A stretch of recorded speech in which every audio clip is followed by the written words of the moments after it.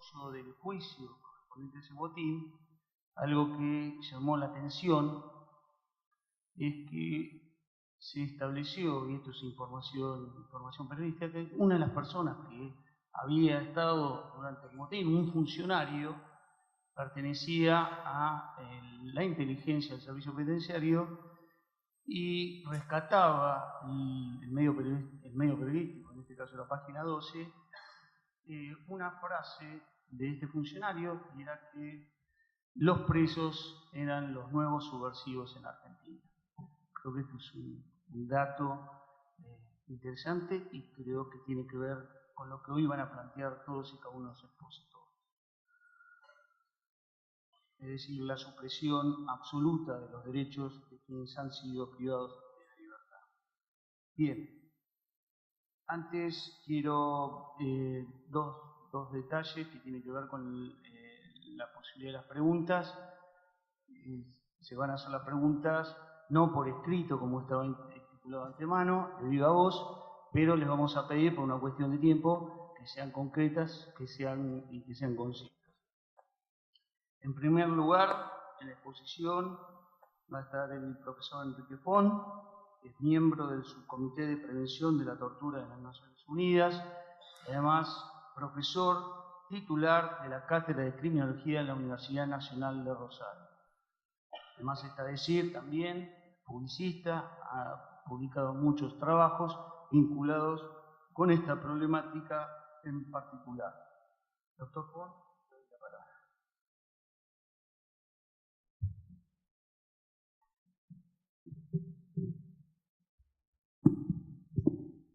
Bueno, buenas tardes.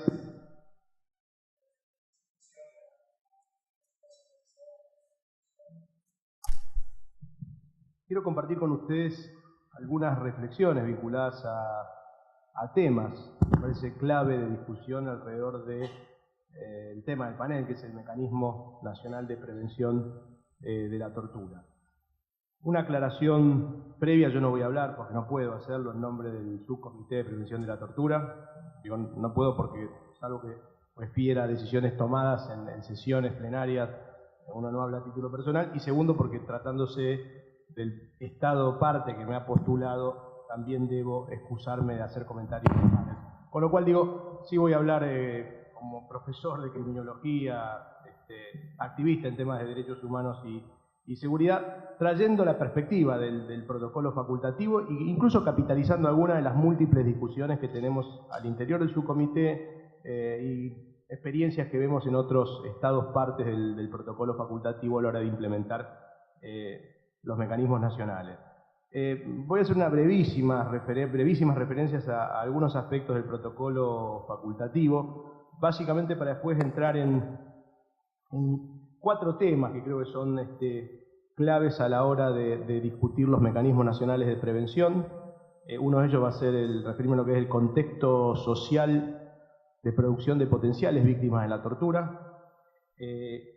Luego los actores institucionales que tienen más relevancia en la comisión de hechos de tortura, y ahí voy a concentrarme en 3 actores clave que son instituciones policiales y fuerzas de seguridad, administraciones de justicia y servicios penitenciarios. No son los únicos, pero bueno, dado el tiempo voy a tratar de referirme particularmente a ellos. Hacer luego una mención a qué debería promover respecto de estos problemas un mecanismo nacional, y luego sí compartir con ustedes algunos puntos que son, le diría, algunos no tan conocidos y otros incluso polémicos respecto a los mecanismos nacionales de prevención, que creo que es una discusión que nos debemos, en tanto se ha aprobado la ley a fines del año pasado y todos tenemos muchas expectativas de que se pueda poner en marcha el mecanismo, tanto el nacional como los mecanismos subnacionales o locales en el país. Respecto al protocolo facultativo, estando en una facultad de Derecho con gente especializada en cuestiones de ejecución, no voy a hacer toda la historia del protocolo, de cómo surgió, supongo que ustedes lo saben, pero básicamente marcar que crea algo bastante innovador en términos de una articulación internacional y nacional para el monitoreo y la prevención de la tortura. Digo novedoso porque es el único órgano de la ONU que tiene potestades de hacer visitas a donde quiere, cómo quiere, cuándo quiere, y sin limitaciones en términos de lo que realiza en el territorio. Dicho esto, que suena muy atractivo, la realidad es que su comité sufre obviamente restricciones en términos de recursos humanos y presupuestarios a la hora de planear visitas, pero no al menos legales. Tiene el protocolo facultativo, le da al subcomité y a los mecanismos nacionales un mandato innovador para lo que es creo que para lo que es el sistema universal y el regional también, que es el mandato de prevención, énfasis en la prevención. Entonces, sobre esto voy a hablar, creo, bastante, y énfasis en la prevención en una lógica de construcción de política de manera colaborativa con los propios estados. Hay una larga discusión y una historia de por qué esto termina negociándose y aprobándose de esa manera, luego de décadas de discusión sobre este mecanismo, sobre este tratado y este órgano de tratado en Naciones Unidas, pero digo, no tengo tiempo de tratarlo ahora. Lo menciono simplemente para decir que no tengo una lectura ingenua de por qué se fue y se organizó así. Decía entonces que una de las características principales o más innovadoras que tiene este sistema que plantea el protocolo facultativo y que obviamente transmite como obligación a los propios mecanismos nacionales y subnacionales es la idea de énfasis en la prevención de la tortura y de construcción colaborativa de políticas para prevenir la tortura. Esto, digamos, teniendo esto en cuenta, a mí me lleva a plantear, diría, áreas o ejes que deberían ser prioritarios a la hora de pensar las intervenciones de un mecanismo nacional y en el caso concreto de Argentina cuando se implemente este. La primera es que un mecanismo debería poder producir información solo con ayuda de universidades, con ayuda de los actores que integran el Sistema Nacional de Prevención de la Tortura que crea la ley, pero en definitiva producir información sobre el fenómeno social de construcción de víctimas de la tortura. ¿A qué me estoy refiriendo? Y tampoco voy a profundizar porque es una larga discusión, pero básicamente al fenómeno de exclusión social al que se le suma, por las intervenciones predominantemente del sistema penal, dos fenómenos que son casi cara y contracara de lo mismo. Uno es la sobrecriminalización y la otra la desprotección. Cuando hablo de sobrecriminalización me refiero a sobrecriminalización no en términos de selectividad violatoria del debido proceso de las agencias del sistema penal, que es uno de los fenómenos de la sobrecriminalización, básicamente dirigir la intervención del sistema penal, de la policía en el territorio, de la atención o desatención de las administraciones de justicia, etcétera, etcétera, a los delitos de los débiles, o a las prácticas de ilegalidades de los débiles y desatender a los de otros. Es un clásico fenómeno de sobrecriminalización.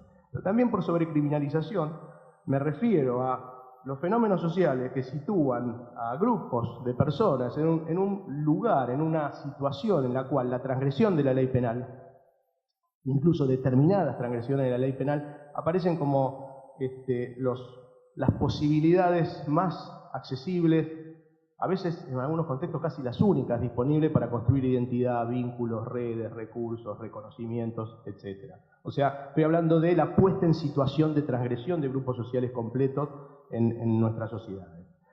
Y la contracara de este fenómeno, predominantemente vinculado a la exclusión social y a la inclusión precaria, es el de la desprotección, también materializado por las intervenciones de la agencia penal. Y digo, algunos ejemplos simples. Los homicidios dolosos en una ciudad X no valen lo mismo.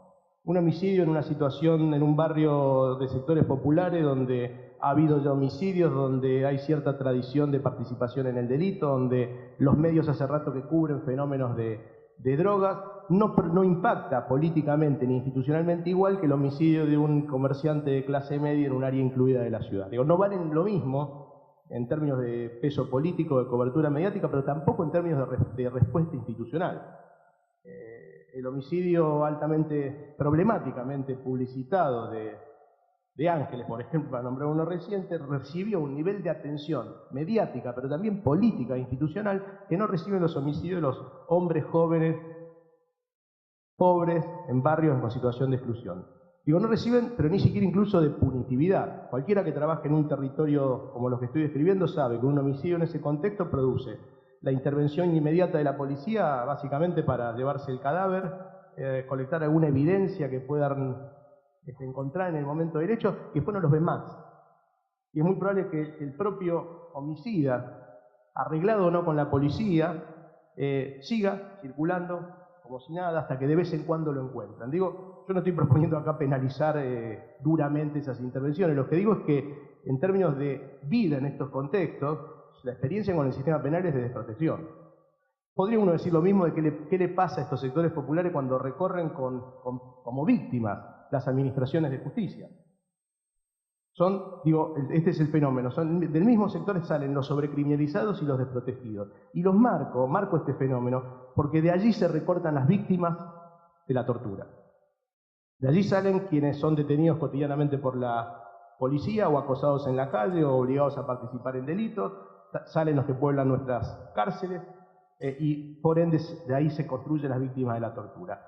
Esto es obviamente, lo estoy diciendo muy rápido, muy breve, muy superficial, un fenómeno de muchísima complejidad, que un mecanismo nacional además tendría que tener la habilidad para analizar y comprender en contextos específicos. No es lo mismo cómo este fenómeno se materializa en Rosario que en un barrio del conurbano de Buenos Aires, o en Salta, en Tucumán, o en Comodoro Rivadavia. Va a tener puntos en común y grandes diferencias referidas a los tipos de delito, a las especificidades locales, a las instituciones, a las organizaciones de la sociedad civil, etc. Pero es un fenómeno a prestarle atención para un mecanismo nacional. ¿Por qué? Bueno, porque es básicamente el ABC de la prevención. Uno de los grandes pilares de la prevención es la reducción de la construcción social de víctimas o trabajar sobre las víctimas. Es un clásico en prevención del delito saber que en algunos tipos de victimización el principal indicador de futura victimización es la victimización ya sufrida. Esto es clásico en los delitos de odio, por ejemplo. Quien fue victimizado una vez tiene altas chances, vaya a saber por qué, habría que estudiar los motivos, pero sabemos que es un indicador de futura victimización. Entonces hay todas unas estrategias pensadas a partir de la certeza de que ocurrió una victimización y probablemente venga otra y otra. Te doy un ejemplo, pero si uno va a hablar de prevención, el trabajo sobre la construcción de las víctimas es esencial. Esto nos lleva a la segunda parte que les marcaba de la presentación, a discutir básicamente qué cosas entonces. Una que parece obvia, pero que sería un desafío importante para un mecanismo nacional, que es básicamente las políticas de seguridad. La sobrecriminalización y la desprotección que ocurre sobre poblaciones en situación de exclusión social se materializa, se articula predominantemente a través de las políticas de seguridad. Digo predominantemente porque ahí quizás no estoy hablando de la manera en que se sobrecriminaliza o se institucionaliza y desprotege a personas e instituciones de salud mental. No lo estoy dejando afuera, quiero concentrarme en lo que me parece que es el núcleo en este momento, pero digo con claridad de que estoy dejando cosas afuera en la presentación. Entonces, un mecanismo nacional, si no produce información de esto y no es un actor clave en términos de discutir las políticas de seguridad, discutirlas con información y discutirlas en clave prevención de la tortura, va a tener problemas en términos de impacto. No quiere decir que no hay que preocuparse de las personas una vez que están privadas de libertad. Ahora, en una buena política de prevención comienza desde justamente el recorte y la construcción de las posibles víctimas. Si puede construir menos víctimas, si puede hacer que determinadas políticas de seguridad saquen su peso sobre algunos sectores sociales en una ciudad X, está construyendo prevención del delito. Si es capaz de disputar o generar espacio para disputar lo que una institución policial considera, y cito términos de la sociología de la policía, propiedad policial, aquellos grupos cuyo control social fue dejado en manos de la policía y se hacen pocas preguntas de la manera en que esto se realiza, si tiene la habilidad de lograr al menos cambiar ese estatus de un grupo en un contexto determinado, está produciendo prevención mediante la reducción de potenciales víctimas. Otro elemento clave en la discusión de políticas de seguridad es que se habla, de lo que hablamos mucho, pero hemos logrado realmente materializar muy poco y no siempre nos ha ido tan bien cuando lo hemos intentado. Clave volver a discutir, para prevención de la tortura, prevención social del delito. Prevención social del delito, bien entendido, que no es la utilización de las políticas sociales en clave de delito, no quiero caer en esta banal discusión de la criminalización de las políticas sociales, que en nuestro contexto desgraciadamente estábamos muy lejos de tener ese problema, sino básicamente de el trabajo con jóvenes, y recorto a propósito, con jóvenes que ya están jugados en este ir y venir, en este fluctuar, en este devenir, en esta deriva entre la transgresión y lo convencional. los jóvenes del libro de Gabriel Kessler de Sociología del Delito Amateur, de tantos otros teóricos, incluso argentinos, que han trabajado de estos temas. Una buena política de prevención social sobre este grupo disminuiría las chances obviamente, de victimización intragrupo, pero también de victimización por parte del sistema penal, porque son los clientes habituales de la tortura, no solo en la cárcel, en la vía pública, arriba del móvil policial y en la comisaría. Obviamente no se agota el menú con esto, pero quiero sí llevar la atención a que un mecanismo nacional debe ser un actor clave en comprender estos fenómenos y en tener un rol más o menos intenso en el debate a nivel nacional incluso. Y la ley así lo permite, porque la ley, por ejemplo, obliga a que se le informen al Sistema Nacional de Prevención de la Tortura proyectos que estuvieran vinculados a estos temas. Muy rápidamente, para no excederme en el tiempo, es un actor que va a tener que intervenir en las discusiones respecto de las reformas policiales. Si hay un actor clave que está generando tortura y todo lo que es el menú de objetos a prevenir en el protocolo facultativo, es la institución policial. Incluso en clave selectividad de los que van a ir luego al sistema penal.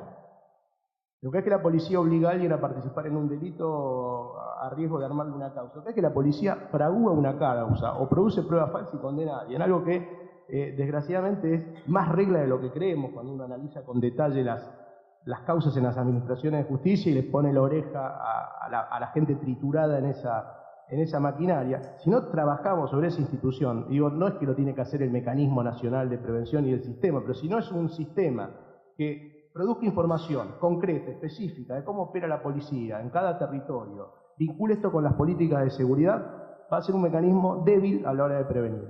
Doy un ejemplo para que vean que esto no estoy hablando de cosas demasiado voladas ni complejas. Estoy hablando de cosas complejas, estoy hablando de políticas públicas, estoy hablando de reformas policiales, que son temas complejos, pero también cosas muy básicas.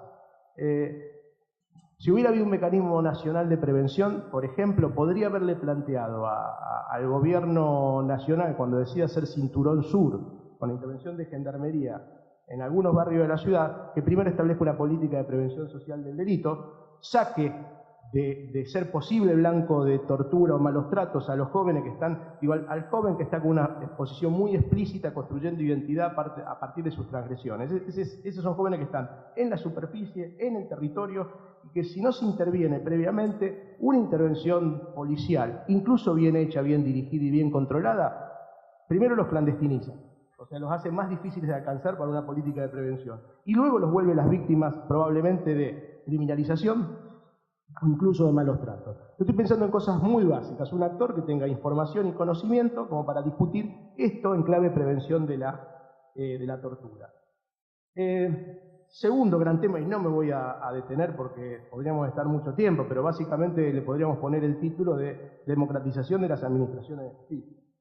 Nosotros tenemos problemas extremadamente serios en términos de tortura por cómo funcionan todas nuestras administraciones de justicia. Las que hicieron la reforma de cejas, las que no hicieron la reforma de cejas, las que siguen con juicio escrito, las que intentaron oralizarse, las que tienen independencia o no del Ministerio Público y de la Defensa, todas tienen problemas muy serios a la hora de, básicamente, garantizar que las instituciones policiales funcionen respetando el debido proceso, o sea, que no construyan más víctimas y que cuando victimizan pase algo.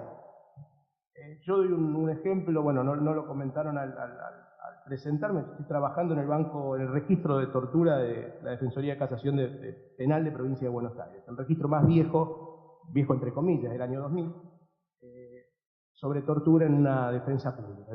Estaban antes organizaciones como el CELS y otras que llevaban sus propios registros. Este registro público tiene al día de hoy casi unas 9.000 hechos de tortura registrados. Sabemos que es la punta de un iceberg porque es lo que se ha registrado por defensores que tienen compromiso en registrar. O sea, es muy poquito respecto del fenómeno. Casi la mitad del total de esos casos tienen denuncias.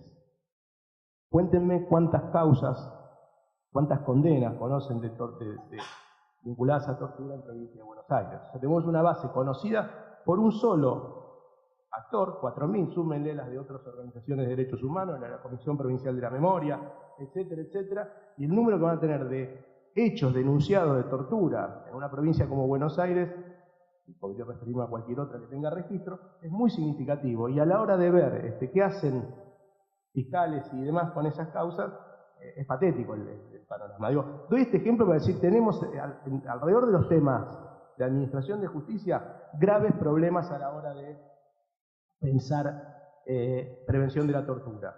Incluso, en términos de prevención, efectos inesperados. La tan comentada, copiada, difundida reforma de la Administración de Justicia en Chile produjo en un periodo muy corto, algunos lo venían anunciando, sobrepoblación penitenciaria. Cualquier mecanismo nacional de prevención tiene que estar en condiciones de poder prever efectos de medidas políticas que generen condiciones que luego promueven tortura o violaciones al protocolo facultativo. Cuarto punto, y ya voy cerrando, digo, ¿en qué debería meterse? Y obviamente mucho más que monitorear, o mucho más que algo además, o en complementariedad de monitorear a los servicios penitenciarios, a la manera en que se administran los espacios de prevención, debería hacer una rediscusión radical de la penalidad. Hasta que no rediscutamos radicalmente la forma en que se castiga en Argentina, y digo, no soy ingenuo a la hora de pensar lo complicado que son estas discusiones, hasta que no tengamos una rediscusión profunda, a fondo de la penalidad, no vamos a resolver el problema, uno básico, les digo, de sobrepoblación penitenciaria. Ni construyendo cárcel lo vamos a resolver, pues es un lugar común ya decir que no existen espacios penitenciarios vacantes en América Latina. Hay países en los que con algunas transformaciones sí está sobrando lugar en algunas cárceles. Cuando digo, y otra vez, quiero hacer un ejemplo para ver que esto son discusiones de una gran complejidad, de políticas de escala, pero también cosas muy, muy prácticas y muy puntuales. Tomar una política, por ejemplo, de reducción de daños del sistema penal en temas de narcotráfico, implica rediscutir radicalmente la pena. Doy un ejemplo que no me lo inventé yo, que lo hacen ya algunos países. Llega la mula cargada con drogas al aeropuerto, primero la atienden para garantizar que no sufra daños por la sustancia que trae en el cuerpo, y segundo, la mandan de vuelta al país que viene por no alguien dejar preso. No sé si es bueno o malo, reduce la cantidad de presos extranjeros en un contexto donde tener un preso extranjero es un problema. Entonces, cuando uno dice repensar radicalmente la penalidad, digo, también estoy pensando en cosas muy concretas y muy puntuales, muy de impacto material que reduzcan la gente presa y metida dentro de las cárceles. Hay colegas discutiendo en provincia de Buenos Aires el uso de monitoreo electrónico. Yo sí me pongo en criminólogo crítico y la nueva penología puedo decir muchas cosas malas al respecto, pero si pienso en términos de reducir la cantidad de presos en las cárceles, bueno, bienvenida esa medida mientras se nos van ocurriendo otras cosas. Bueno, un mecanismo nacional de prevención y uno local tiene que estar en condiciones de manejar esa información. Que digo, es información compleja, de escala de política, pero también saber qué pasa en los traslados, saber qué pasa cuando alguien entra por primera vez a un penal, y eso en un contexto de rediscutir la penalidad. Ya para ir cerrando, algunos comentarios tenemos una gran oportunidad por delante. Todos los que estamos preocupados por los derechos humanos, tenemos alrededor de la implementación del Sistema Nacional de Prevención de la Tortura una oportunidad que no deberíamos desperdiciar. Va a ser tanto como logremos que sea. Digo, si uno mira la historia por ejemplo, el Sistema Interamericano de Derechos Humanos y la OEA, podría haber sido una cosa y terminó siendo, bueno, estaba hecho para que sea una cosa y terminó siendo otra. Nosotros lo vivimos en el Subcomité de Prevención de la Tortura, un órgano de tratado nuevo, el 2006. Sabemos que lo que es depende de lo que logremos hacer adentro y con los que trabajamos afuera. O sea, puede ser algo que valga la pena o puede ser algo intrascendente que no impacte en el fenómeno. Creo que con el mecanismo, el Sistema Nacional y el mecanismo, y ni hablar de los que se deberían organizar a nivel subnacional o en las provincias, tenemos una oportunidad que deberíamos jugar con mucha inteligencia, mucha astucia y mucha generosidad en términos de producir algo que impacte en el fenómeno. ¿Qué comentarios haría sobre el sistema? Que creo que están en la ley, algunas cosas más claras que otras, y otras me parece que son discusiones abiertas y se vinculan con esta introducción muy genérica que hice al comienzo. Primero que es clave que le demos contenido a la idea de privado de libertad del protocolo y del propio sistema. Está clarísimo, cuando uno habla de privado de libertad en el marco del protocolo facultativo, se refiere, yo lo digo en términos bien descriptivos, aquel que no se puede ir de un lugar por su propia voluntad. Hago esa descripción para incluir como campos de intervención del protocolo facultativo prácticas policiales que ocurran en la vía pública sin que tengan que alguien subirlo al móvil policial. Una vez que lo tienen dentro del móvil policial ya es más fácil decir que es objeto del protocolo facultativo. Ahora, piensen en la cantidad, por ejemplo, trabajadores o trabajadoras sexuales, jóvenes en determinados territorios, donde el trato cruel, inhumano, la tortura o el acoso ocurre sin detención propiamente dicha. Te agarro en una esquina, te golpeo, te maltrato, te tengo un rato ahí, a lo mejor te subo al móvil, a lo mejor no. Bueno, eso debería ser objeto del Mecanismo Nacional de Prevención. Tengo un minuto para bajar rápido varias cosas. Entonces, una definición muy amplia de privación de libertad. No nos equivocamos si nos quedamos solos con los clásicamente privados de libertad. ¿Por qué? Porque no le vamos a disputar víctimas al sistema y porque además nos estamos olvidando de un porcentaje muy significativo que está afuera. Obviamente quien está privado de libertad es clave y central porque está 24 horas en riesgo o concretamente sufriendo tortura. O sea que cuando digo ampliar esa definición no es para dejar afuera a nadie. Y luego digo, estratégicamente un mecanismo nacional o uno local deberá ver con qué prioriza, si va a trabajar con el tema de salud mental inicialmente o no, si trabajará geriátricos o no. Yo tengo una discusión, pero ampliemos la noción y podemos por dónde recortamos. Gran desafío, y esto en la Argentina es un desafío, la noción de prevención y la noción de construcción colaborativa de prevención. ¿Por qué? Yo creo que nosotros, Estado, sociedad civil, etcétera, universidades, hemos construido una capacidad nada despreciable, diría al contrario, muy significativa a la hora de monitorear violaciones a los derechos humanos, a la hora de controlar instituciones, a la hora de hacer incidencia política, a la hora de hacer litigio estratégico y denuncias. Estamos un poco flojos de papeles por falta de experiencia a la hora de construir políticas colaborativas de prevención. No digo que no tengamos ninguna, me imagino las medidas cautelares y las mesas de negociación en esos contextos aparecen como ejemplos claves de construcción, pero no es nuestra tradición. Recién estamos pensando que el Estado es algo que nos pertenece y en lo cual tenemos que estar, recién digo en los últimos a lo mejor 15 años, pero es un desafío novedoso que no hay que perder de vista. Sería gravísimo que un mecanismo nacional o uno subnacional se dediquen a hacer otra cosa distinta a la prevención y traten de suplantar a los que ya están ahí con obligaciones concretas. El mecanismo nacional, el sistema nacional, lo que tiene muy bueno es que le reconoce un lugar específico y complementariedad en la política a todo lo que hubiera dando vueltas en la materia. A la Procuración Penitenciaria de la Nación, a los organismos de derechos humanos, etc. Un buen mecanismo tiene que incluso andar mirándolos y ser mirado por estos actores que integran el sistema. Si los fiscales no llevan adelante la persecución penal en caso de tortura, mal haría un mecanismo nacional a ponerse de fiscal. Más vale que le cuente las costillas a los fiscales, que presente juicios políticos, que haga informes. Si un mecanismo nacional se larga de cabeza a hacer denuncias, a meter habeas corpus, que es una tentación, digo, en estos espacios se encuentra con lo que se encuentra, es difícil no hacerlo, está desvirtuando su rol de prevención colaborativa.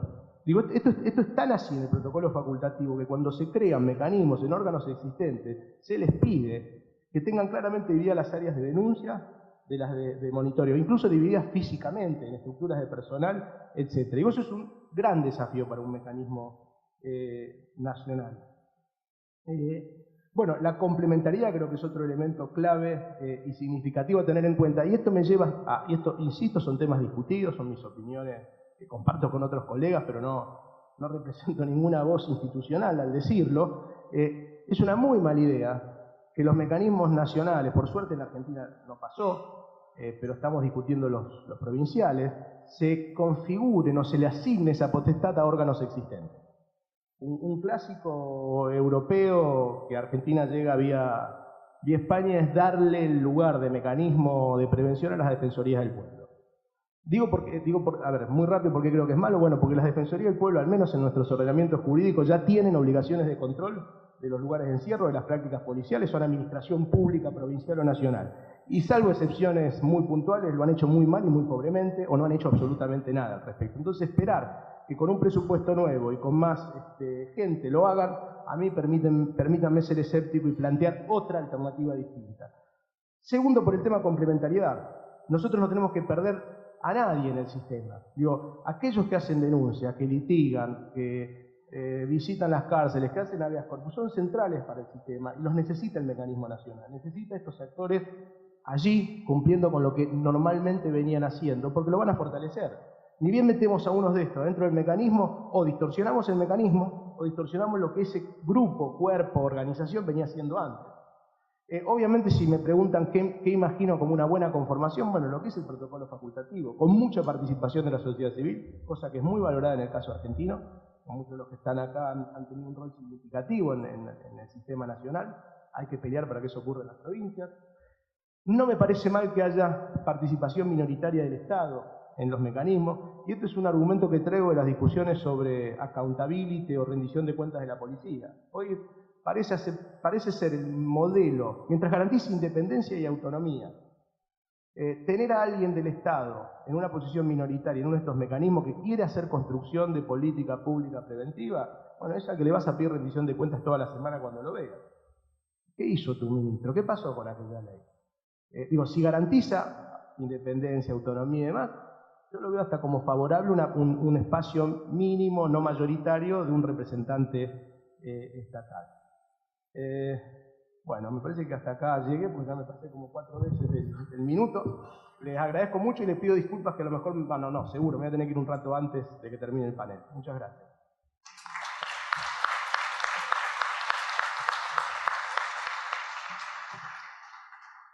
Bien, a continuación le vamos a dar la palabra al doctor Francisco Miguel Muñolo.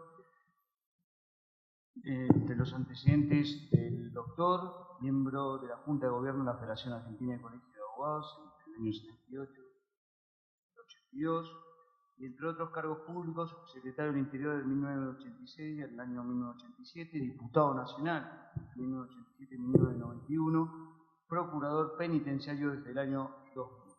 Además, es docente de posgrado en la Universidad Nacional de Lomas de Zamora, ha participado de diversas conferencias vinculadas a la problemática, a la par de la realización de publicaciones también específicas vinculadas con el tema que hoy tratamos.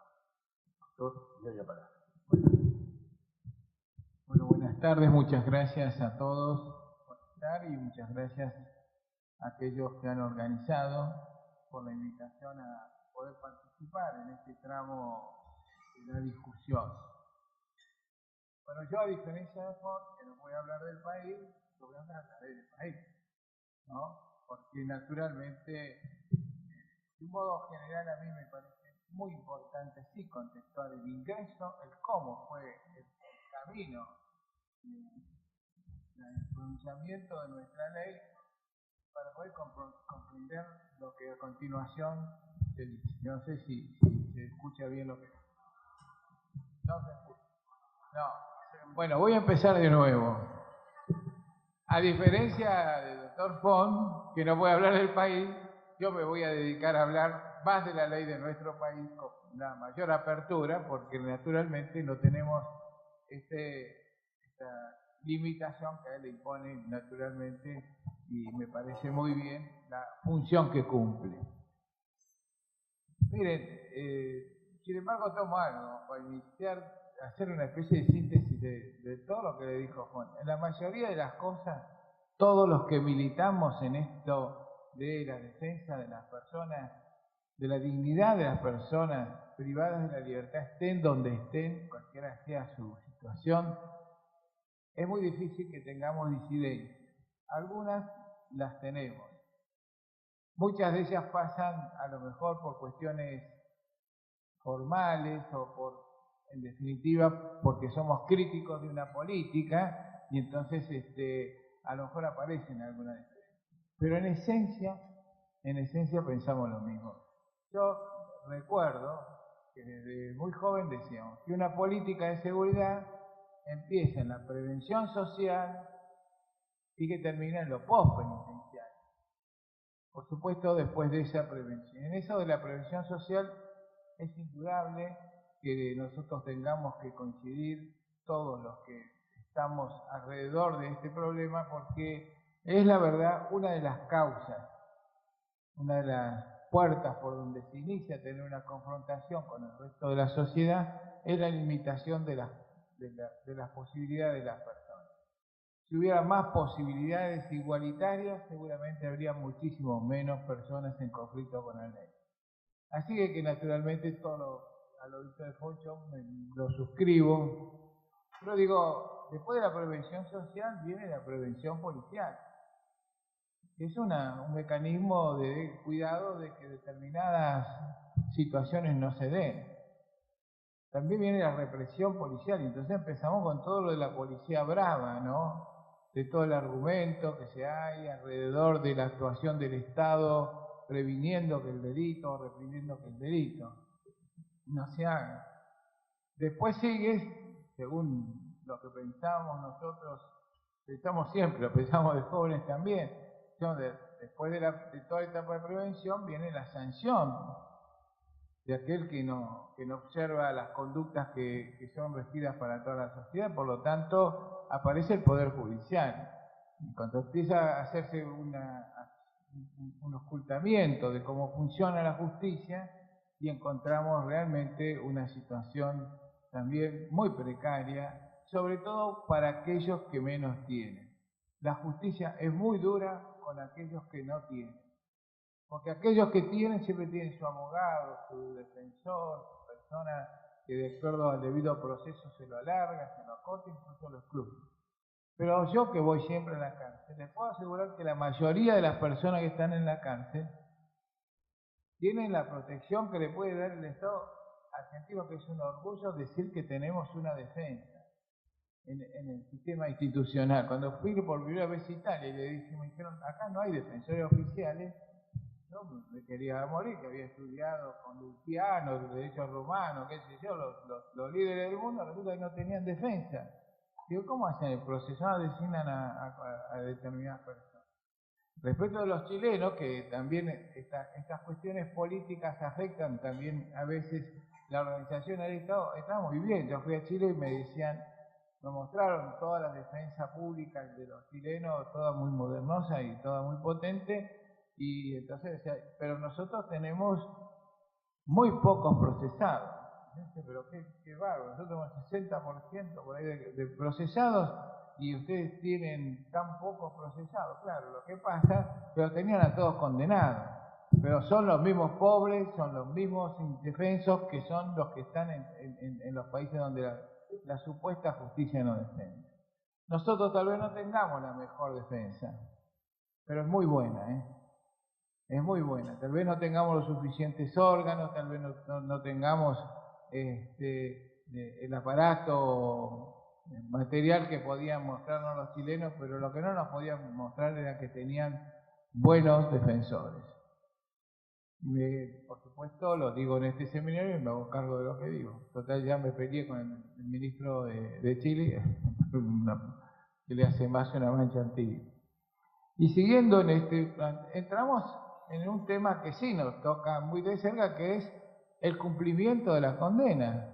Toda la ejecución de la condena es para nosotros un tema sumamente conflictivo, y es uno de los motivos por los cuales tratamos de avanzar en instituciones tanto internacionales como nacionales. La verdad que nosotros en este sentido deberíamos decir que después de cumplir una condena habría un sistema nacional o penitenciario que ayude a las personas en su reintegro a la sociedad. Naturalmente, en esta política de Estado que yo sostengo, hay de todo menos post-penitenciario. Porque en el imaginario colectivo, una persona que entró a la cárcel es un convicto para toda la vida. Y la gente dice que opera así porque tiene miedo de que salgan los presos, porque le han metido tanto esta cuestión mediática que decía recién en la cabeza de todas las cosas que pasan todos los días, muy malas, y la gente está atemorizada. Y yo le doy a decir solo una cosa de mi experiencia personal. Es cierto, la gente teme a las personas que salen de la cárcel. Pero hablando con las personas que están en la cárcel, les digo que le temen a la sociedad. La sociedad es muy expulsiva de todo aquel que ha pasado por y cumplido una condena por haber estado en una cuestión de conflicto con la ley. Entonces, digamos, hay que operar el sistema para poner un equilibrio, un todo que dice reiteradamente, hay que operar sobre el sistema y no se puede operar puntualmente. Es fulano, es mengano, es uno que está más adherido a un pensamiento, más adherido a otro pensamiento. La verdad que con cambiar los directores de servicios penitenciarios no se hace nada, si no se aborda profundamente el problema, si no se le dan elementos de juicio a aquellos que tienen que fijar una política de Estado. Si seguimos controlando las cárceles por medios violentos, si nosotros decimos que la doctrina penitenciaria consiste en controlar la cárcel de modo tal de que implique la aplicación de largos periodos de privación de la libertad en condiciones infrahumanas, entonces naturalmente tenemos una política y tenemos algo que intervenir. Lo único que le digo a todos, algo que he dicho todos estos días, que me han vuelto loco con todos los que se fueron. Digo, algo que por supuesto es casi una perogullada, pero bueno recordarlo. Miren, la verdadera locura consiste en creer que uno puede obtener resultados diferentes siguiendo haciendo siempre lo mismo. Y mientras no cambiemos y ataquemos el sistema en su conjunto, vamos a tener siempre resultados de esta naturaleza. Como ven, con todo esto quiero decir que coincido con Font en muchas de las cosas que dijo. Pero nosotros tenemos que, por delante, por lo menos en este panel, un tema a tratar. Es que hemos llegado a través de un largo camino a tener un compromiso nacional e internacional de crear un mecanismo nacional de prevención de la tortura. Para los que dicen que no hay tortura, digo, no sé por qué la Argentina firma semejantes convenios de prevención de la tortura. ¿No le parece contradictorio? Bueno, digo esto porque con estos días me volvieron loco diciendo que yo no dije que no hay tortura, dije que hay menos tortura. O dije que hay un cachito de tortura. O hay tortura o no hay tortura. O estamos del lado de los derechos humanos o no estamos. Por lo tanto, debemos aplicarnos a todo el esfuerzo para respaldar y fundar una política de Estado del país que, llevada un poco a los empujones por distintos momentos, nos puede decir que la Argentina tiene un liderazgo de concepto en materia de derechos humanos. Lo que pasa es que a veces no la articulamos. Y esto es lo que nos está pasando un poco en el cumplimiento de esta obligación de constituir un mecanismo local, un mecanismo nacional. Miren, por si alguien lo cuenta de otra manera, yo se los cuento desde la mía. No es cierto. Y esto es importante por la conclusión. La ley es producto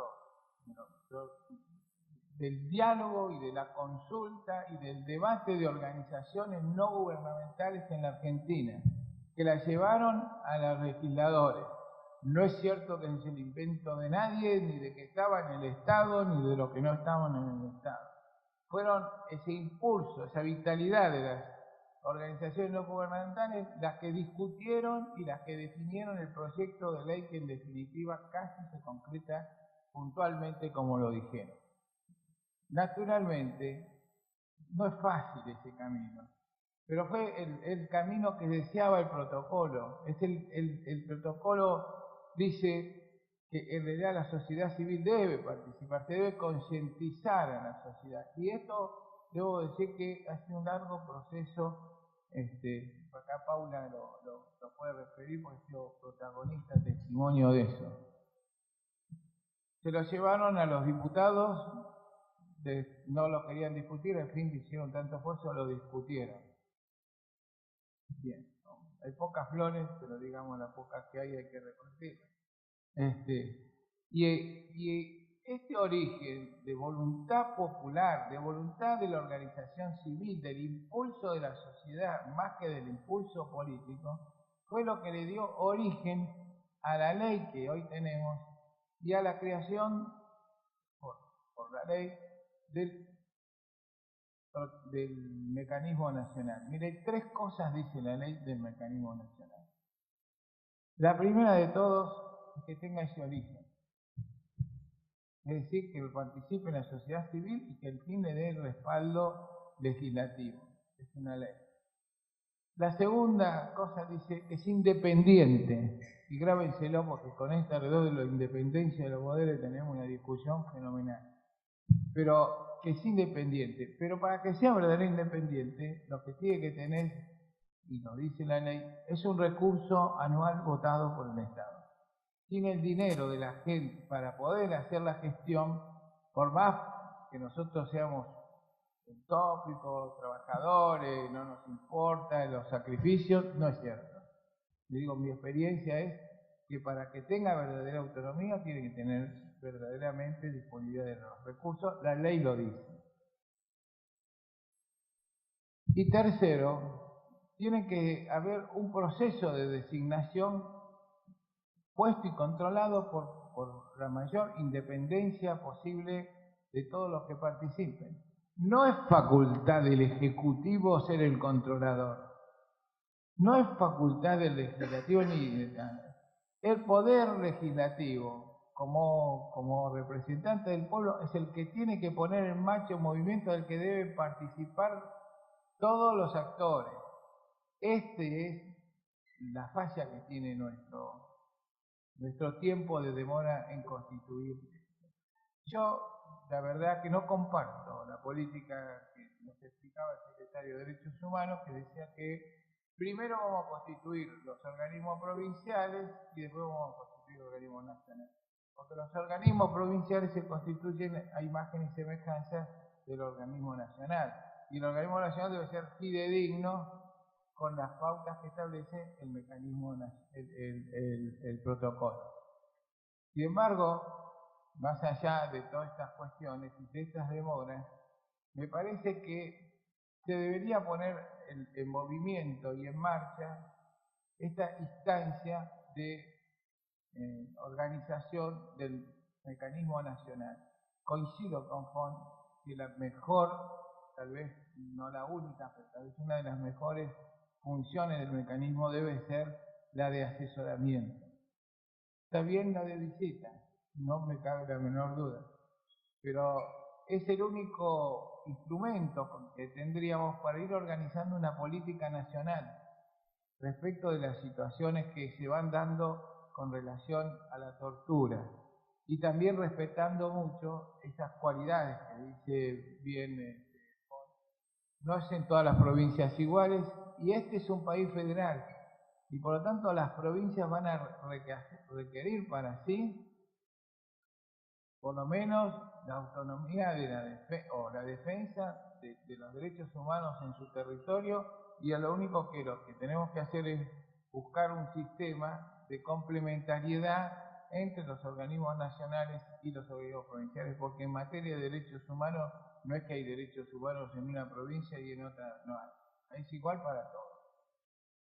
Yo finalmente, antes de que después acá me pasen el papelito y me digan que ya termino, me pone nervioso, quería decirles algunas cuestiones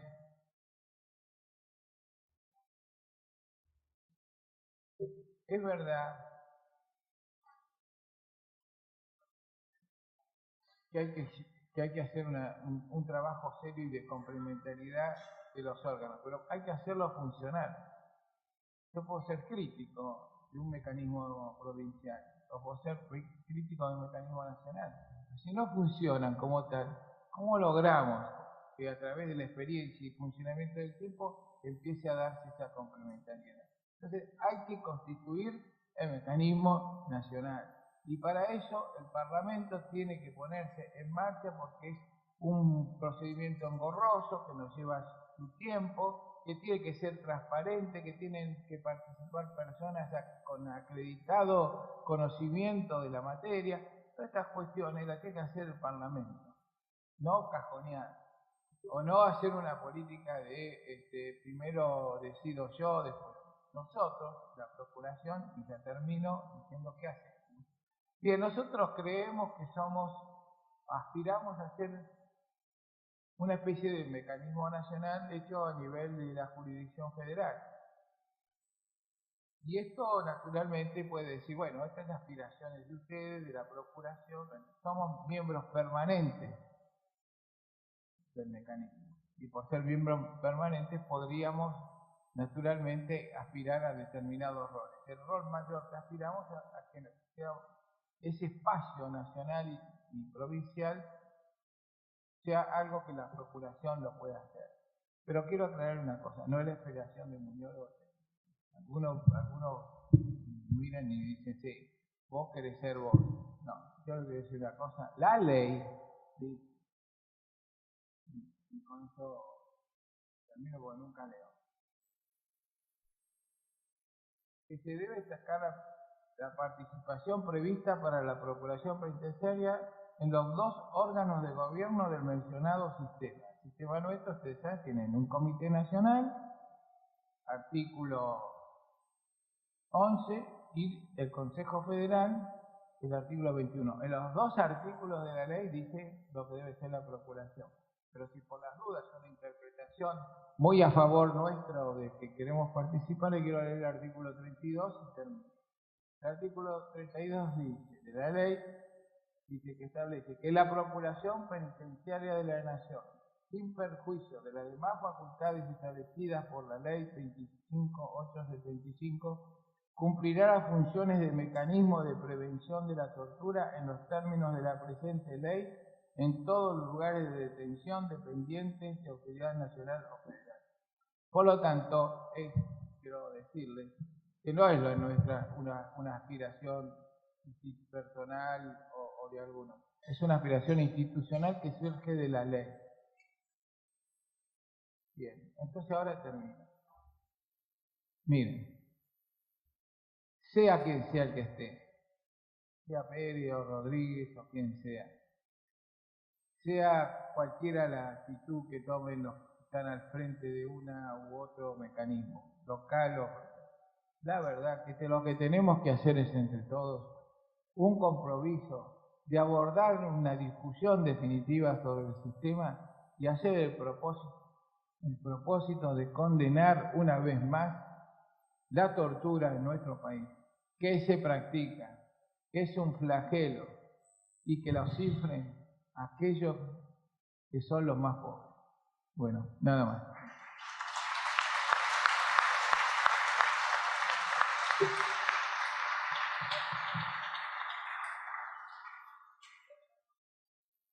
Vamos a excusarlo a profesor Juan, tiene que viajar a la República del Uruguay en función de sus actividades dentro de su comité contra la tortura de Naciones Unidas. Ahora le voy a pasar la palabra a Paula Chasqui. Paula es la directora del área de justicia y seguridad del Centro de Estudios Sociales, coordina un equipo de trabajo interdisciplinario. Los ejes de acción son la investigación, las incidencias políticas públicas y el litigio estratégico, tanto administrativo como judicial. Además, desde el año 2001 al 2004 fue funcionaria de la Procuración General de la Nación en la Fiscalía General de Política Criminal y Servicios a la Comunidad. Coordinó y participó en varias investigaciones sobre el funcionamiento de justicia penal en Argentina y sobre el Ministerio Público en particular. Es autora de diversos artículos sobre justicia penal y derechos humanos.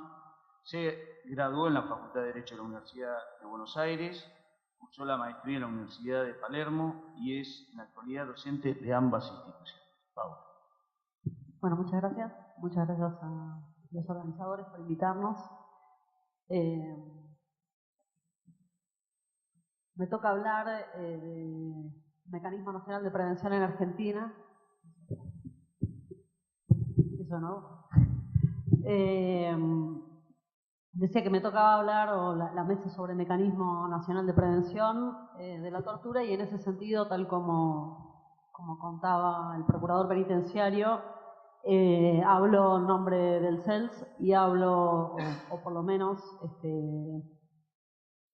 voy a contar nuestra perspectiva o nuestra participación en el impulso del Mecanismo Nacional de Prevención como parte de un conjunto de organizaciones sociales y de derechos humanos que desde hace mucho tiempo venimos impulsando que Argentina tenga definitivamente su mecanismo nacional de prevención, pero que por sobre todas las cosas lo que vienen, por lo que se viene peleando es por visibilizar la agenda de derechos humanos vinculada a las personas privadas de libertad, no únicamente relacionadas con el tema carcelario, sino, como decía Quique Font, en sentido amplio.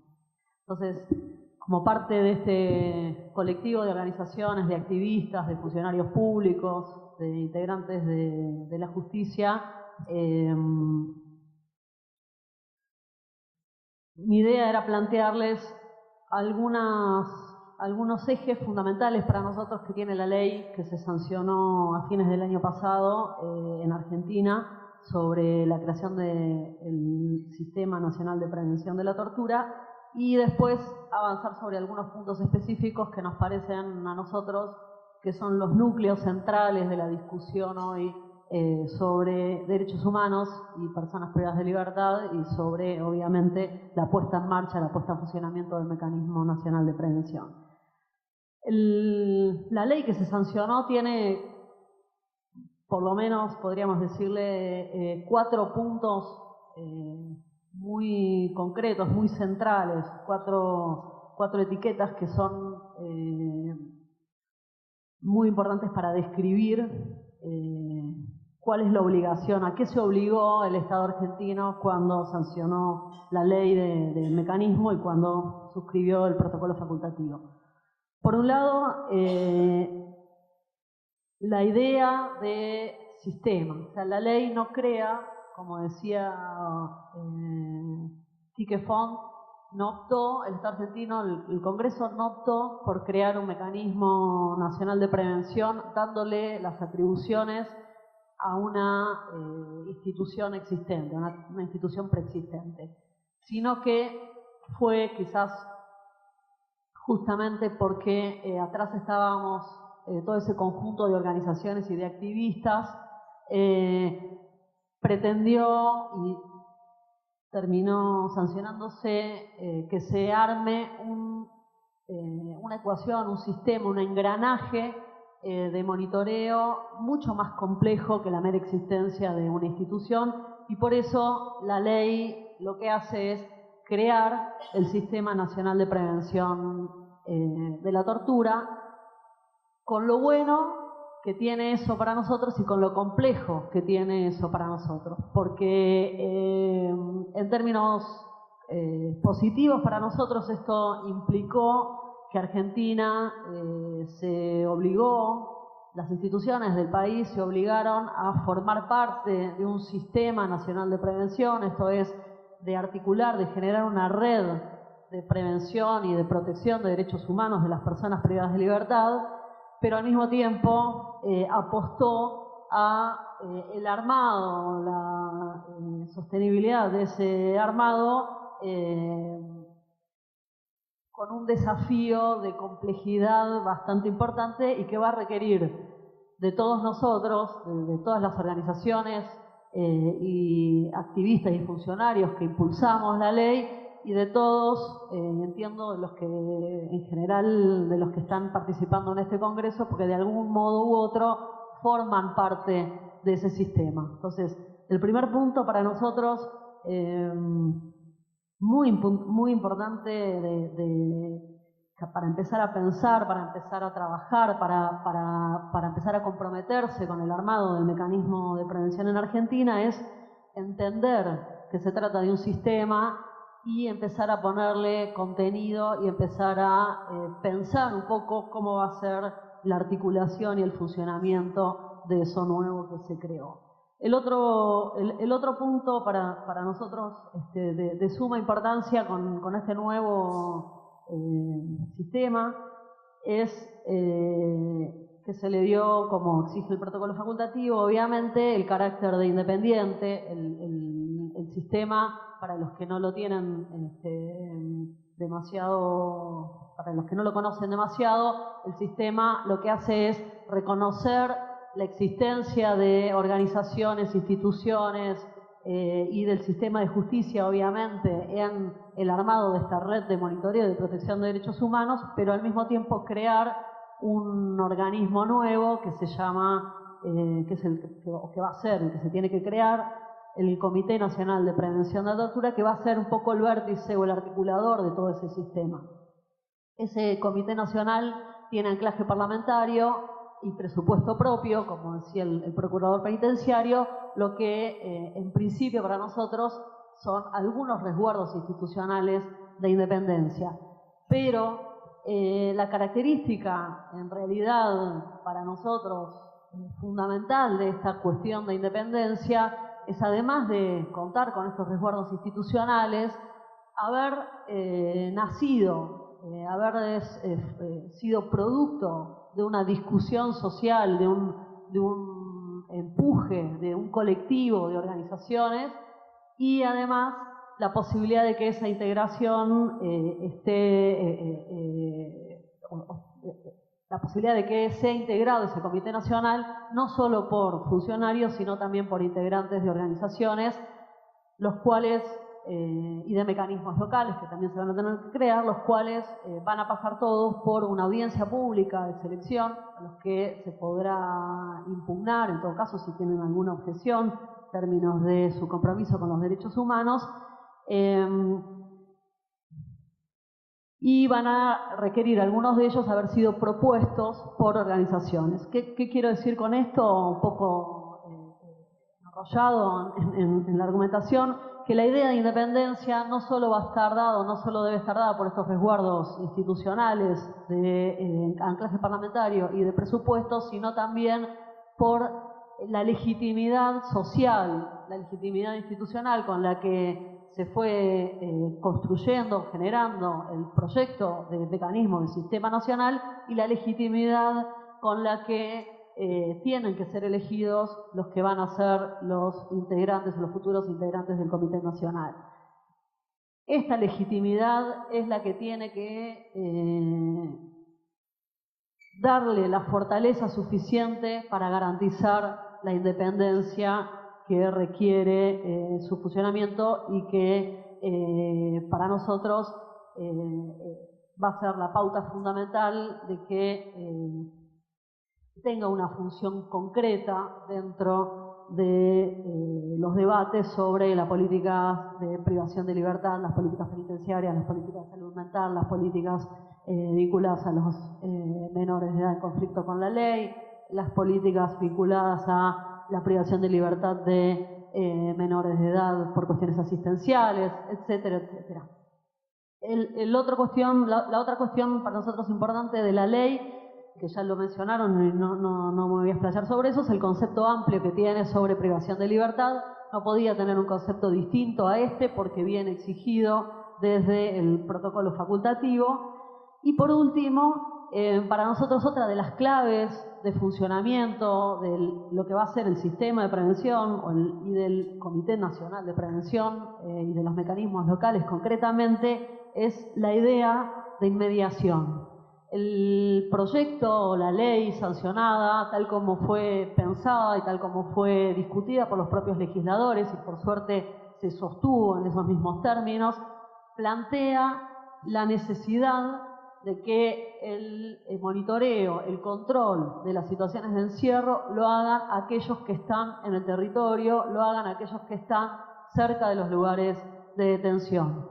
No solo por el acceso que se tiene a los lugares de detención, sino también por la posibilidad de que familiares, víctimas y referentes sociales del lugar tengan la posibilidad de acudir a esa herramienta institucional de monitoreo. La ley, en ese sentido, trae una cuestión bastante innovadora que para nosotros ya empezó a dar algunos buenos resultados, y es la competencia cruzada. ¿Esto qué quiere decir? Que los mecanismos locales de prevención que vayan a ser creados por las provincias, algunos ya fueron creados, por ejemplo, el mecanismo de Chaco, tienen la posibilidad de hacer monitoreo en toda la jurisdicción provincial, incluso en los lugares de detención de jurisdicción federal. Y el mecanismo federal va a tener la posibilidad de ingresar también a las instituciones de jurisdicción o de competencia local, del mismo modo, obviamente, como el Comité Nacional va a tener la posibilidad de ingresar, o debería tener la posibilidad de ingresar, a cualquier lugar donde haya personas privadas de libertad, sea de la jurisdicción que sea. Con lo cual, para nosotros, estas notas de sistema, legitimidad, concepto amplio de privación de libertad e inmediación son 4 elementos centrales del nuevo sistema de prevención sancionado el año pasado por nuestro país. Ahora, es cierto que esto no está funcionando todavía en los términos en los que debería estar funcionando, es decir, nuestra expectativa era que este año se pudiera haber disparado el proceso de selección de los integrantes del Comité Nacional, aunque la buena noticia es que, como dije antes, algunos mecanismos locales de prevención sí están funcionando, algunos están funcionando muy bien, como el mecanismo de Chaco, y algunos están funcionando con algunos problemas, porque, como decía el procurador anteriormente, al no existir, al no estar en funcionamiento el Comité Nacional de Prevención, el desarrollo de algunos mecanismos locales ha sido un desarrollo sinuoso, un desarrollo complicado, y algunos han nacido con algunas deficiencias en su propio formato que hoy se están viendo en su funcionamiento cotidiano. Me refiero, por ejemplo, al mecanismo de Salta, que hoy ya está teniendo algunos problemas.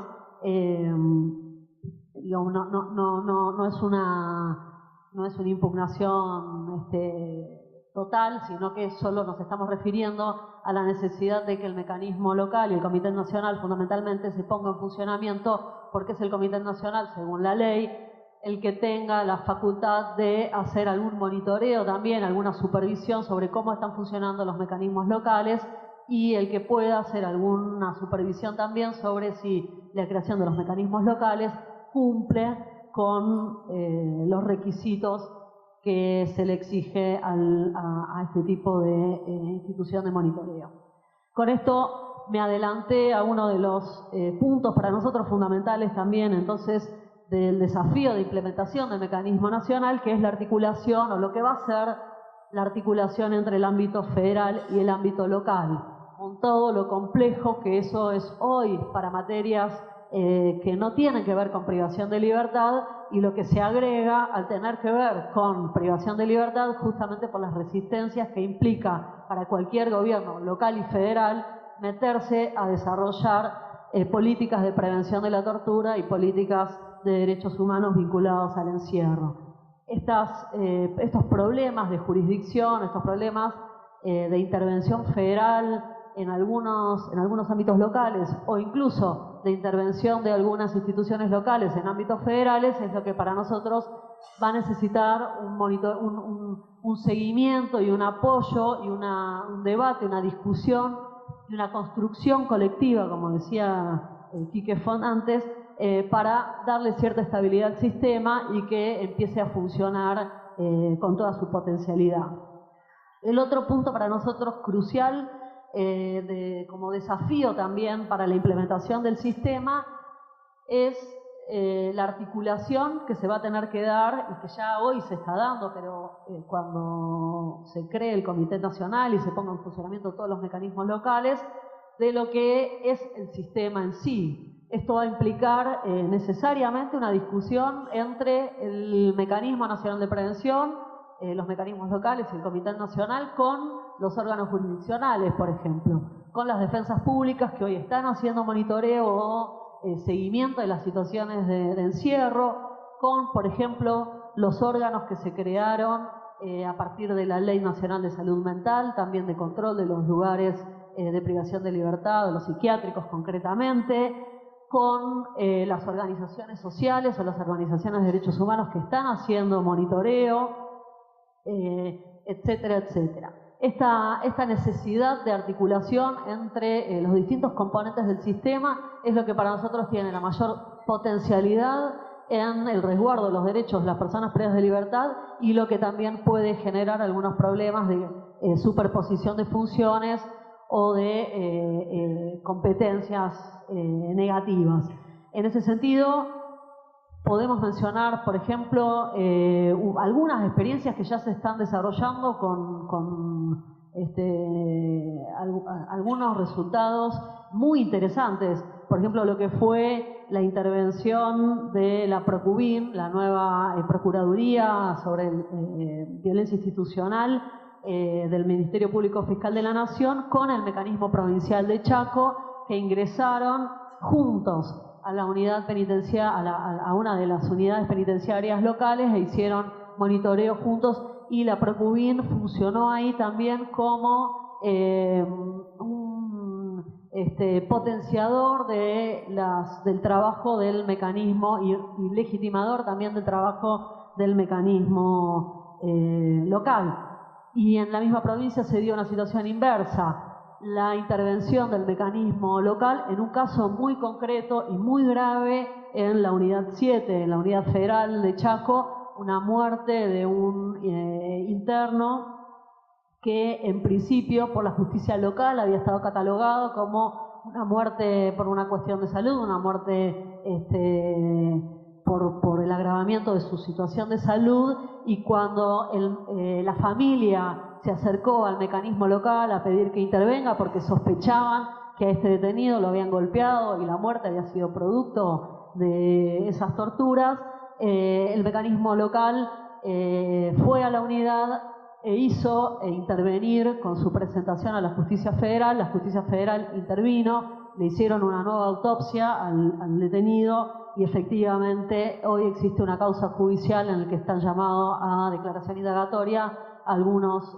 penitenciarios federales, porque lo que en principio dice la autopsia es que ese detenido fue salvajemente golpeado y murió luego como consecuencia de la falta de atención de esos golpes. De nuevo acá aparece una intervención coordinada entre el ámbito local y el ámbito federal, en este caso la justicia, muy importante a nivel de la situación provincial. En esto aparecen claramente las cuestiones o los principios fijados por la ley sancionada de subsidiariedad y complementariedad de los ámbitos federales y locales, que se va a desarrollar a medida que vayan implementándose y sancionándose los distintos mecanismos locales en las distintas provincias y se ponga en funcionamiento el Comité Nacional, cuestión que no va a generar pocos problemas o pocas peleas, y esperamos sí que empiece, pero que al mismo tiempo esos propios conflictos puedan ir generando mejores estándares de protección. Y el último punto, para nosotros muy importante como desafío también de la implementación del mecanismo nacional o del sistema de prevención, pero particularmente como cuestiones de competencias específicas y funciones y objetivos específicos del Comité Nacional, tiene que ver con la necesidad de que los mecanismos locales, el mecanismo nacional, no propongan, no tengan una intervención meramente burocrática. El colectivo de organizaciones que impulsó este sistema complejo tenía fundamentalmente en la cabeza, o tuvo fundamentalmente en la cabeza, la idea de que el mecanismo no fuera un nuevo órgano burocrático dedicado meramente a cumplir un cronograma de visitas, que hiciera informes, que se apilara con el resto de los informes que ya hoy producen muchas instituciones, organizaciones de derechos humanos y sobre todo defensas públicas en Argentina.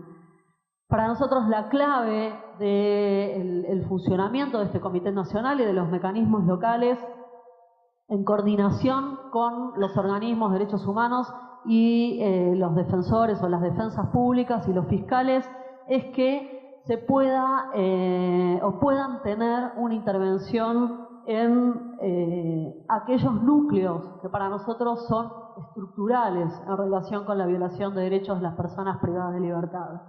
Estos núcleos no se trabajan ni surgen únicamente del desarrollo del cronograma de visitas, cuestión que obviamente es el piso mínimo de funcionamiento de los mecanismos locales, pero no puede ser el funcionamiento meramente limitado a ello. Tengo solo para mencionar 3 o 4 cosas para decirlo rápido, como para nosotras líneas rectoras de funcionamiento de estas nuevas instituciones en coordinación con el resto.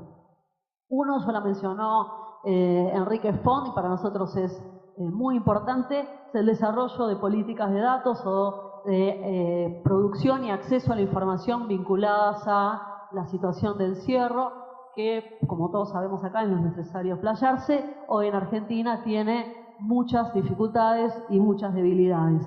El mecanismo nacional tiene o debería tener una función muy concreta en impulsar que los organismos públicos competentes produzcan y desarrollen su propia información, al mismo tiempo que el propio mecanismo pueda producir y desarrollar sistemas de información propios vinculados a la protección de los derechos de las personas privadas de libertad.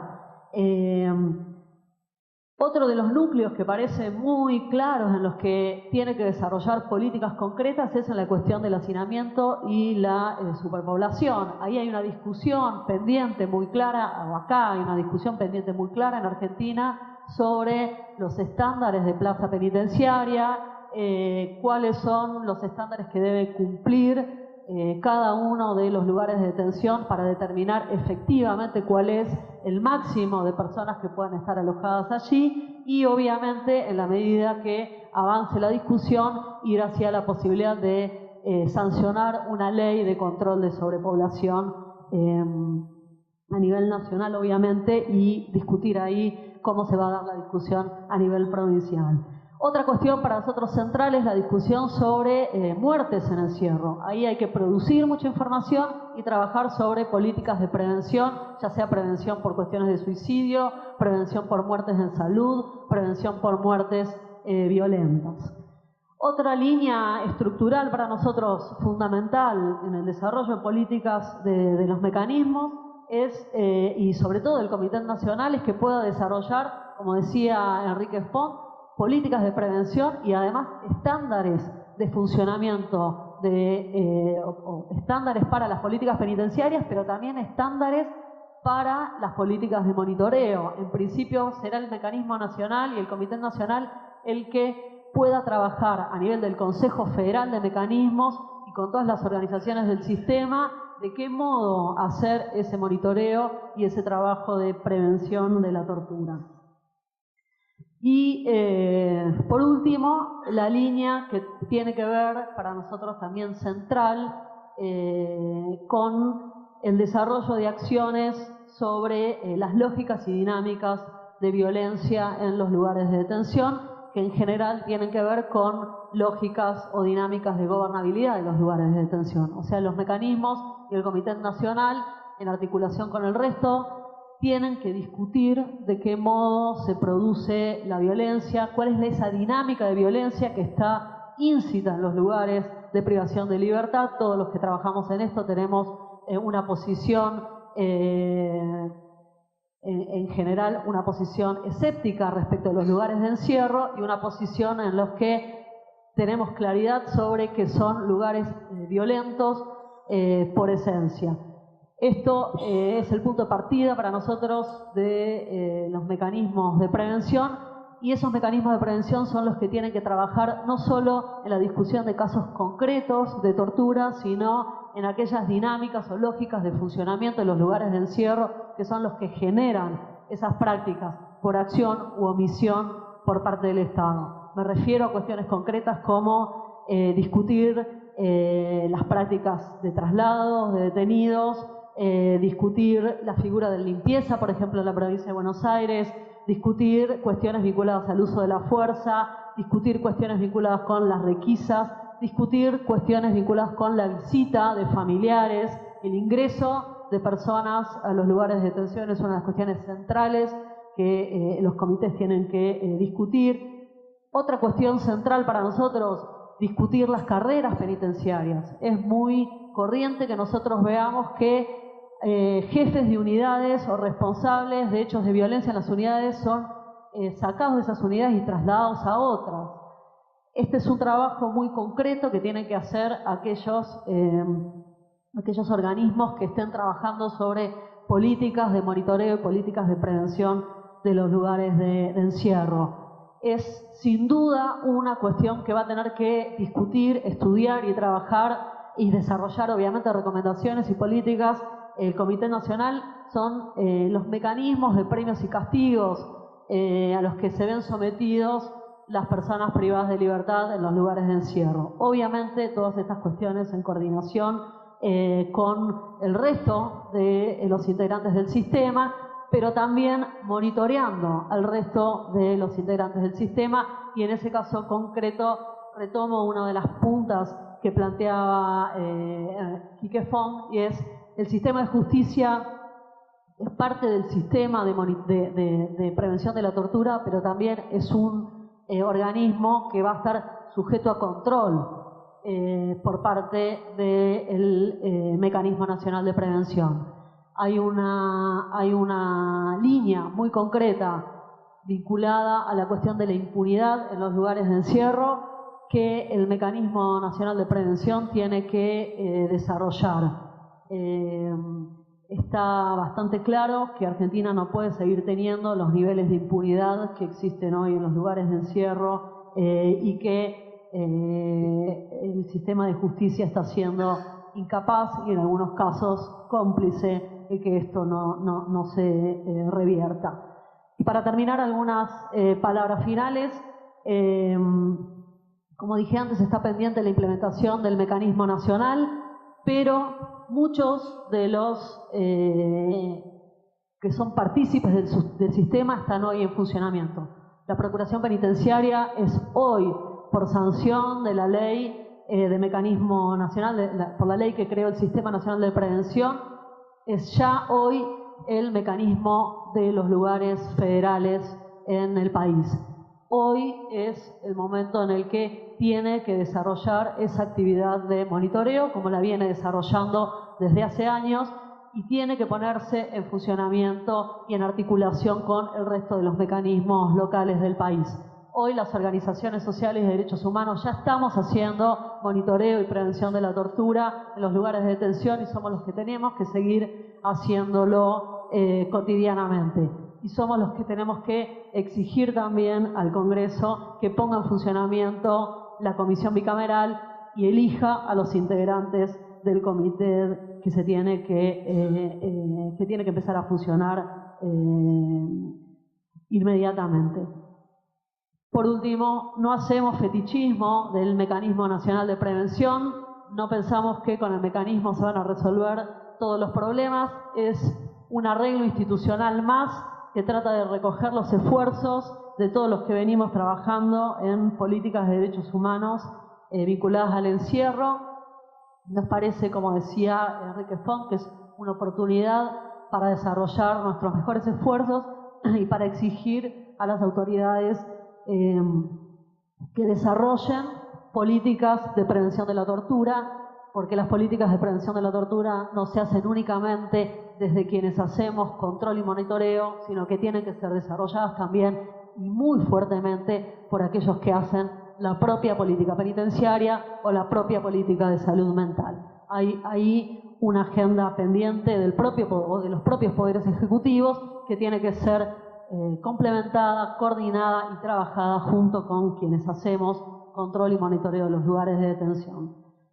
Queremos mecanismos militantes, para decirlo con una provocación actual, porque esos mecanismos militantes o estos militantes que venimos desarrollando desde hace todos estos años políticas de derechos humanos o que promovemos la agenda de políticas de derechos humanos, somos los que vinimos visibilizando la situación de la tortura hoy en el país y esperamos que esa función militante también la tengan los nuevos integrantes del Comité Nacional y los mecanismos locales que se creen. Muchas gracias.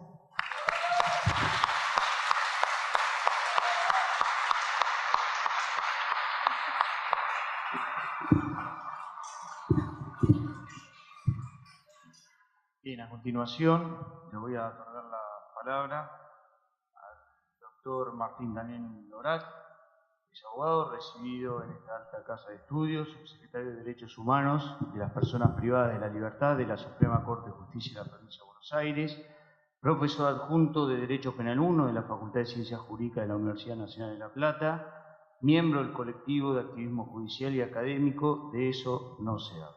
Doctor. Bueno, buenas tardes a todos y todas. Gracias a los organizadores por darnos esta chance de participar acá. Como estudiante de Derecho que fui no hace muchos años, o sea, estar acá sentado genera alguna sensación bastante ambigua, ¿no? Por un lado decir, che, pibe, bien, por un lado, buenísimo, mirá, estás ahí arriba, la gente te escucha, parece que va a ser algo interesante, y por otro lado nos vamos poniendo irremediablemente más viejos, ¿no?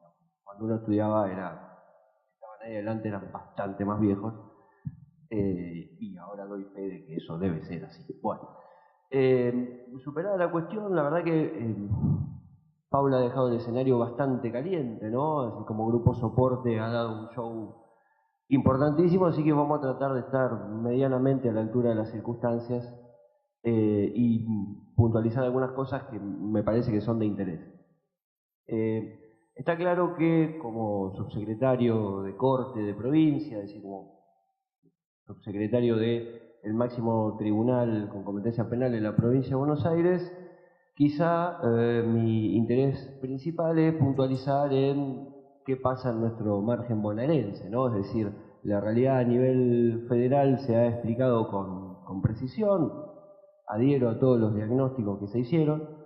La idea es contar un poco, digamos, cómo venimos en el margen bonaerense y cuáles son algunas propuestas, algunas ideas, también ellas de tinte provocador, si se me permite la ambición. En primer lugar, creo que tenemos que puntualizar, la tortura sigue existiendo, la tortura se sigue provocando, y en este sentido, bueno, ¿por qué? Hay varias explicaciones. A mí hay una que me satisface bastante, que de alguna manera dejaron en claro Paula y Enrique, que tiene que ver con el tema de la gobernabilidad. La tortura es un medio de gobernabilidad. Es un medio de gobernabilidad no solo en el encierro material, en el encierro puro y duro, en el encierro carcelario, en el encierro en comisarías, sino también de gobernabilidad en el territorio. Cuando nosotros nos acercamos al territorio, cuando vemos la manera en que los servicios de calle de las distintas seccionales policiales de la provincia de Buenos Aires detienen pibes por averiguación de identidad, los levantan por alguna figura vinculada con algún régimen contravencional, etcétera, etcétera, vemos cómo la policía ejerce a través de ese trato de manifiesta irracionalidad en lo que tiene que ver con el ejercicio del poder punitivo, gobernabilidad en el territorio, a veces desde lo simbólico y a veces concretamente desde lo material, cuando ese ejercicio de gobernabilidad culmina en, como explicaba Paula recién, la muerte de un chico que está detenido, o bien en, como decía Enrique antes, el armado de una causa penal que luego, casi con seguridad, podríamos decir, va a terminar legitimada por la agencia judicial. Entonces, esto tengámoslo claro, es decir, la tortura funciona como un mecanismo de gobernabilidad. Por eso es necesario discutirlo y por eso es tan difícil lograr la discusión del tema, porque la tortura como mecanismo estructural hace al gobierno, y esto es lo que hay que discutir. En nuestro margen bonaerense hay varios mecanismos de monitoreo, como decía Paula, judiciales, de los ministerios públicos, de la defensa, del Ministerio Público Fiscal, y esos organismos de monitoreo, con un piso mínimo de asignación periódica de visita a centros de detención, tienen dentro de sus misiones específicas trabajar en el relevamiento de los casos de malos tratos. Si nosotros hiciésemos un relevamiento histórico de los años de vigencia del Banco de Datos de Torturas, del año 2000 hasta aquí, con informes trimestrales que se pusieron en conocimiento tanto de la Procuradora General como de quien ejerciera la presidencia de la Corte en los periodos sucesivos, vemos que esos informes no han sido impulsados de una manera proactiva a la hora de trabajar en la prevención de la tortura. O sea, acá tenemos que hacer un llamado, digamos, a la discusión y plantear que Una cosa es almacenar información y otra es muy diferente, es utilizar este almacenamiento de datos para trabajar en la prevención, ¿no? Que hay varios pasos que dar en el camino, todos muy importantes. Y en lo que tiene que ver con nuestro parlamento local, se logró un impulso importante con la visita el año pasado del Subcomité para la Prevención de la Tortura en el mes de abril, respecto del trabajo del mecanismo provincial y de la necesidad de sancionar un mecanismo provincial.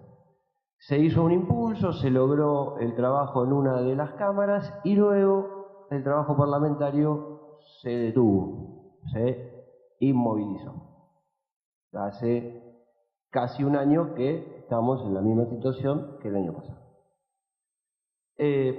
Ante esta realidad puntual y ante la realidad concreta de que tenemos 30.000 personas privadas de libertad en la órbita del servicio penitenciario y de las comisarías, que tenemos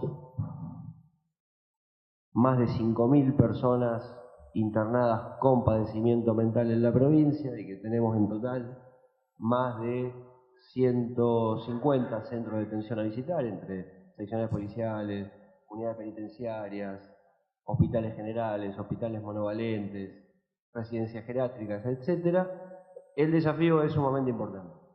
Y me parece que el camino principal, que es quizá el dato más alentador que nos deja el mecanismo nacional, pero también es el dato más, creo yo, dificultoso en cuanto a la implementación, es la necesidad de hacer un trabajo interinstitucional de colaboración y que sea un trabajo democrático y horizontal. ¿Por qué me parece que esto genera cierta dificultad? Primero, la agencia judicial, el Ministerio Público Fiscal, es reacia a ceder las partes de poder que maneja. Y en el marco de esa parte de poder que maneja la agencia judicial y el Ministerio Público, está claramente la vinculada con la investigación, el castigo y la prevención de la tortura. Porque al ceder esta parte de poder, obviamente lo que se está discutiendo es nuevamente la gobernabilidad. Entonces, en las estructuras de los poderes públicos, tanto sea el Ejecutivo, a través del rol penitenciario, el legislativo como el judicial, cuando nos viene la sociedad civil y los organismos de derechos humanos a discutir la cuestión de la gobernabilidad, la cosa se nos pone espesa, no nos gusta nada, no nos parece simpático, ¿sí? Es decir, tenemos como, digamos, una doble personalidad. Por un lado, y discursivamente, no podemos hablar en contra del CELS. ¿Sí? Qué bueno, cómo trabajan, cómo monitorean, qué piolas, ¿no? Que son. O con la Comisión Provincial por la Tortura, Procubín, etcétera. Qué bueno lo del Mecanismo Nacional de Prevención. Discursivamente lo podemos plantear así. Internamente la cuestión sigue siendo otra, ¿no? Es decir, es habilitarle el camino para que los zurritos pseudo-revolucionarios sigan ganando terreno y empiecen a preocuparse por cosas que no son habituales en la agencia judicial o en el Ministerio Público. Entonces me parece que en este camino hay algunas políticas de acción que desarrollar, algunos desafíos que concretar y que algunos han sido ya destacados y otros me voy a tomar algún minutito para puntualizarlos un poquito más. Me parece que la idea de la democratización de la justicia, la democratización de la labor de la agencia judicial es un pie ineludible para empezar a charlar en materia seriamente, en materia de prevención de la tortura. Si queremos instaurar mecanismos válidos que nos permitan prevenir la tortura, tenemos que democratizar la forma en que operan las agencias del Estado. Y esa democratización tiene varios puntos para tratar, varios puntos para discutir. Uno concreto, interesante, que ya Paula lo dijo muy claramente, que es la confección de datos en materia de políticas públicas, ¿no? La concreción de registros de datos, la posibilidad de acceso a esos registros de datos y además, creo yo, la posibilidad de discutir las políticas públicas que luego se diseñan o se implementan en función de los datos que contienen esos registros. Me parece que ahí tenemos un punto muy, muy importante para empezar a discutir y una pelea muy, muy importante para empezar a dar. El Registro Nacional de Banco de Datos Públicos es un buen mecanismo para impulsar algún tipo de visibilidad, pero creo que tenemos que profundizar ahí mucho la discusión, mucho la posibilidad de acceso a esa información. Democratizar el gobierno de estas agencias y por ende discutir la tortura y por ende propugnar actitudes o actividades preventivas también exige de la sociedad civil un compromiso muy fuerte. En la mayoría de los casos que se provoca la actuación judicial por la detención de averiguación de identidad, en la mayoría de los casos en que se provoca la actuación policial por un llamado al 911, en la mayoría de los casos en que una persona es prisionizada en la provincia de Buenos Aires, sea con prisión preventiva, sea con pena, sea con un encierro o internación en un hospital monovalente, la sociedad civil aparece detrás de las agencias del Estado reclamando el ejercicio del poder punitivo, ¿no? Hoy, viniendo por la autopista para acá en el auto, veía un cartelito en Villa Domínico que decía: si ves algo, llama al 911. Algo. Y realmente tardé unos segundos en volver a fijar la vista en el volante y casi me estrolo, pero más allá de eso, me pareció muy simbólico el comentario, ¿no? Si ves algo, llama al 911. Y quienes llamamos al 911 habitualmente integramos la sociedad civil. Entonces ahí me parece que tenemos que empezar a cuestionarnos cómo funciona nuestro olfato social, ¿no? Porque discutimos el olfato policial, discutimos el olfato penitenciario, discutimos el olfato judicial, pero nuestro olfato social hace que disquemos más rápido el 911 que el 107, el 102, el 101, es decir, otras posibilidades concretas de actuación que no requieren ejercicio de poder punitivo. Desde este lugar me parece un mecanismo provincial, un mecanismo regional de prevención de la tortura tiene indubitablemente que estar en el piso que fija el mecanismo nacional. Esto que parece casi una verdad de perogrullo, que se ha dicho aquí hasta el hartazgo y que siempre se ha planteado en los debates parlamentarios, me parece una cuestión esencial. En nuestra querida provincia de Buenos Aires tenemos un problemita no menor, sobre todo la justicia de ejecución. Tenemos dos leyes penitenciarias aplicables al mismo territorio, sobre el mismo colectivo de personas durante el mismo tiempo, la ley federal y la ley local. Y tenemos 18 niveles de aplicación diferentes, uno por cada departamento judicial del que se trata. Y esto no es simplemente una discusión doctrinaria, no es simplemente una discusión jurisprudencial, sino que es una discusión respecto a cuál es el piso mínimo de derecho humano que queremos garantizar para todas y todas las personas que viven prisionización en la provincia de Buenos Aires.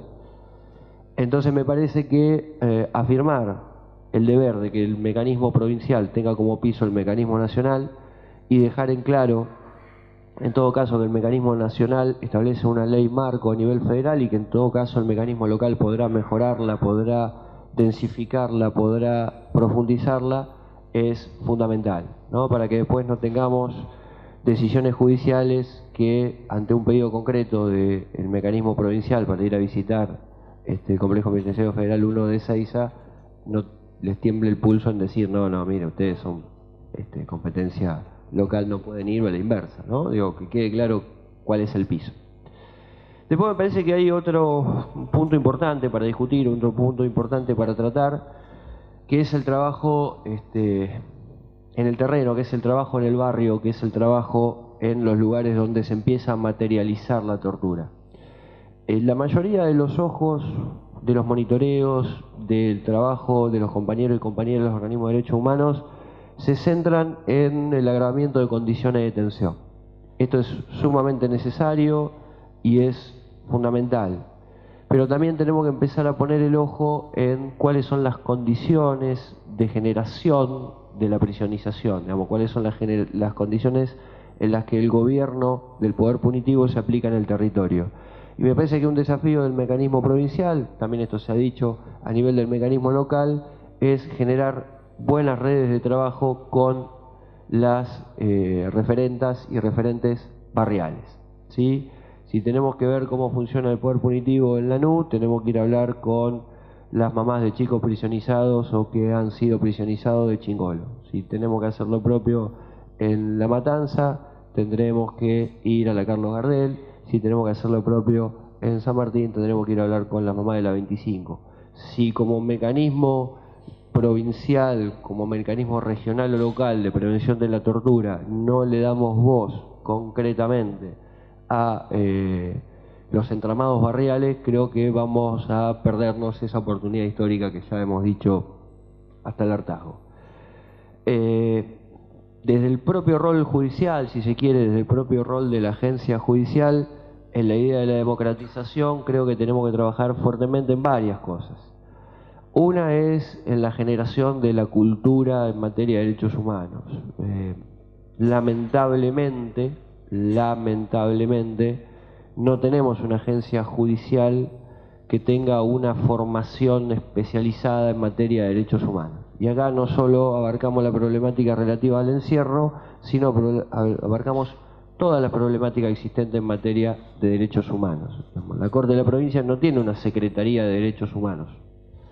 Tiene una sí específica de derechos humanos de las personas privadas de libertad, pero las secretarías técnicas, jurisdiccionales, que hablan en lo penal, en lo laboral, en lo civil, en lo contencioso, no tienen una Secretaría de Derechos Humanos, es decir, no hay una política centralizada en materia de derechos humanos. A esta falta de formación especializada se, creo yo, vincula esto se nutre necesariamente con la falta de militancia judicial, la falta de activismo judicial a favor de los derechos humanos. Hay en la órbita de la agencia judicial como una especie de fobia, tirria, decía mi nona, que era descendiente italiano, hablar de activismo y de militancia. Y mucho más cuando uno habla en este sentido en materia de derechos humanos. Entonces creo que tenemos que propender desde la selección, desde el contralor externo, desde la posibilidad de remoción, discutir todos estos parámetros en materia de derechos humanos. Obviamente que esto también involucra a las demás agencias del Estado, ¿no? A la sociedad civil, al Ejecutivo, al Legislativo, donde lamentablemente en nuestra querida provincia de Buenos Aires en los últimos años solo ha impulsado pedido de enjuiciamiento político para jueces y juezas que han tenido razonamientos pro derechos humanos y no al revés, ¿no? Entonces esto también es un llamado de atención para que podamos eventualmente desde el mecanismo de prevención discutirlo y trabajarlo. Dos cositas más para cerrar. Hablar de torturas en la agenda pública, hablar de torturas en los medios masivos de comunicación no garpa, no gusta, no se ve mucho, ¿sí? Si nosotros queremos introducir en la discusión de la agenda pública la cuestión de la prevención de la tortura, si nosotros y nosotras queremos que cuando discutamos plataformas políticas, en lugar de hablar de políticas más involutivas en materia de derechos humanos, hablemos de políticas más evolutivas en materia de derechos humanos, creo que el mecanismo regional y el mecanismo nacional también deben plantearse la posibilidad de interpelar la generación de la agenda pública, de participar activamente de forma concreta en los medios masivos en la discusión de la agenda pública y poder poner la temática de la prevención de la tortura por sobre otras pretensas necesidades sociales como aumentar la pena, limitar la excarcelación, etcétera, etcétera, etcétera. Y por último, creo que una necesidad, un deber del mecanismo provincial de prevención y el mecanismo nacional también se vincula con el trabajo con los chicos y chicas que han sido victimizados y victimizadas al recibir torturas, en la idea de generar en los pibes y en las pibas el sentimiento de lo colectivo y la importancia de lo colectivo, que los chicos y chicas, en los pocos casos que se referencian, dejen de hacerlo en el sentido de haber sido victimizados, en el sentido del uno, en el sentido del individuo, y empezar a trabajar en el sentido de el planteo colectivo. Si pensamos un mecanismo regional de prevención que tenga en cuenta la voz de las personas privadas de libertad, de todas las personas privadas de libertad, creo que hemos dado un gran paso. Si los dejamos afuera, creo que vamos a terminar cometiendo los errores que decía Paula, ¿no? Es decir, vamos a generar mecanismos meramente burocráticos que no nos permitan lograr más y mejor derechos humanos para todos y todas. Hay algunos caminos que se han desarrollado y hay algunos otros que hay que profundizar. Me parece que la inclusión de las personas que viven encierro en instituciones médico-tratamentales es indudable en el marco de aquellas que deben ser abarcadas por el sistema de prevención de la tortura, y me parece que el desafío principal es la fuerza principal del mecanismo: prevención. Eso es lo que más nos cuesta, eso es lo que menos estamos preparados y preparadas, y eso es en lo que más tenemos que trabajar: cómo prevenir la tortura, cómo generar los mecanismos para que el banco de datos de torturas esté vacío. ¿Sí? Gracias.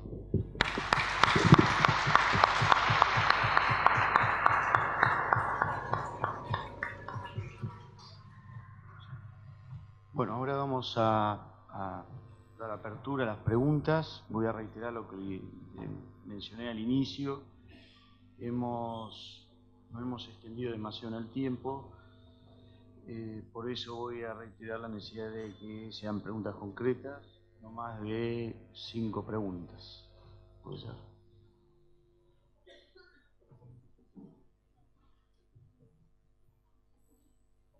¿No hay preguntas? ¿No hay preguntas?